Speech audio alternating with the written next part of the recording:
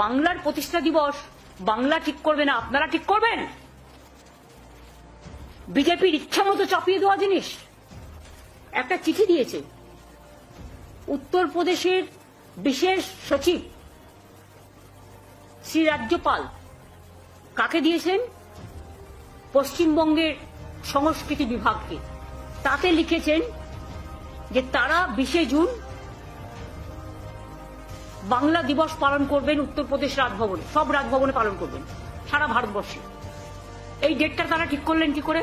আপনারা তো জানেন অ্যাসেম্বলিতে পাশ হয়েছে একটা আইন যেখানে পয়লা বৈশাখ মানে বছরের শুরুর দিনটা আমরা বাংলার প্রতিষ্ঠা দিবস হিসেবে অ্যানাউন্স করেছি এবং বাংলার সঙ্গ আমরা অ্যানাউন্স করেছি। তাহলে বাংলার প্রতিষ্ঠা দিবস বাংলা ঠিক করবে না, আপনারা ঠিক করবেন? বিজেপির ইচ্ছা মতো চাপিয়ে দেওয়া জিনিস।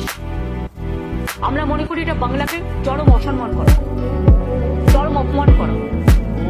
বাংলা দিবস পালন করবে বাংলা সরকার, আর সেটাও পয়লা বৈশাখ। আমরা পালন করেছি 2 বছর আইন পাশ হবার পর।